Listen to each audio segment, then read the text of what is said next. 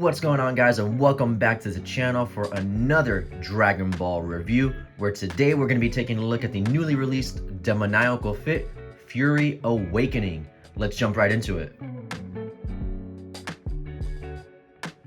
And here we have our Goku figure. This will be Goku as you see him in the manga and anime during his first Super Saiyan transformation on Namek, and I do very much like the way they've gone ahead and done this guy. This is pretty much going to be the same body mold that we've already seen before, more specifically with the Ultra Instinct sign, as well as the Kaioken blue versions, except that one, of course, had like the shiny paint on it.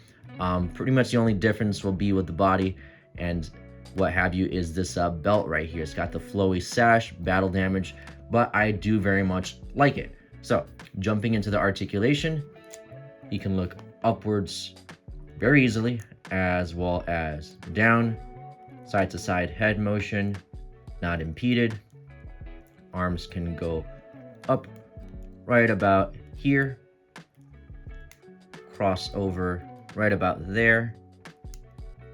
You will have bicep swivel, double jointed elbows, hands on ball pegs. You can get some very nice lean back on here. There we go. The ball peg at the chest and at the waist, and I feel like the plastic is very soft. I don't know if it's just me, but you're able to get some pretty nice range of motion. And again, this is a figure that we've seen technically done before, but I feel that he is very good in hand, and that might be to his downfall. Ab crunch about here, just because the legs, I do feel like after a bit of a posing session, have gotten a little wobbly, so that's unfortunate. He's starting to do splitsies just by standing him on his own. But continuing on, he's got a floating belt piece. Again, this is new right here, swivels around, ported in, very nice. 2.0 legs, so you can kick forward, backwards, thigh cut, double jointed knees, and ankle rocker, and toe hinge. Kind of stuck there. But yeah, still a very nice figure altogether. Let's try to get him standing here. Do a quick spin. You can see the battle damage scuffs throughout, and very nice shading. So, simple. Continuing with the accessories, this guy's gonna have a total of 4 hair sculpts, which is crazy. So here's hair sculpt number 1. Nice Super Saiyan hair sculpt, fluffy, shading throughout, as well as faceplate number 1, which is just the stoic, looking straight ahead, battle damage, blood on him. It looks really, really good. I'm happy with the way these sculpts were done. For the hair as well as the faceplates, they really bring it, and I'm happy for that. Like, this is a very nice iteration of Goku. Oop, there you go, splitsies like I was saying. So, hair sculpt number 2. Flowing in the wind. Again, very nice shading throughout this one. There is some kind of little paint fleck right above here that I just noticed, unfortunately. He also comes with the same hair sculpts, but in gold paint. And I think this is so fun. I remember when they showed this, I was like, oh, there we go. Gotta get him. Very cool. Very, very cool. And then we have the flowy hair wand in that same beautiful gold paint. What a throwback. It really reminds me of the old school toys. Next faceplate, teeth gritted, looking upwards to the left. We have the yelling one. And lastly, the cocky smirk. And all of these look fantastic. For hands, he's gonna have a total of 4 pairs, so you can have the fisted ones right out of the box, followed by, of course, the fighting hands, grabbing hands, and open splated. They also went ahead and included a yellow aura effect piece, which they didn't have to do. They did. Very generous of them. We've seen it before, but hell, it's in the box, and that's a-okay with me. I love getting accessories, that way we can fill in the gaps on the display cases or for photos. For a comparison with some other Gokus in base Super Saiyan form, we're gonna start with, Super Warrior Awakening right here. Let's put him over here, there we go. Followed by Legendary Super Saiyan. These are all from the same era, if you will. Namek Goku going in. And they all look good.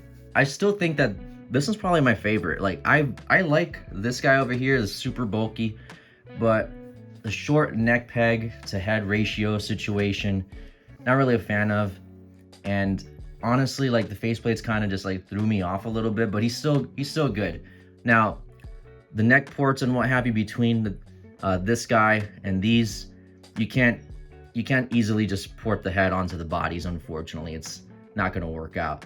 I will say that this guy's faceplates do work on him to showcase. I'm going to go ahead and take this off. You got to finesse it a little bit, but you should be able to go ahead and get them to stick on here. Granted, there will be a little bit of gappage. If I can get it to stay in. Come on, buddy.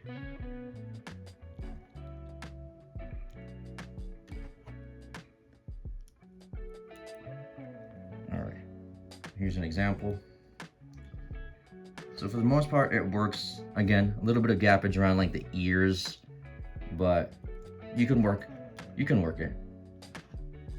So this looks pretty good.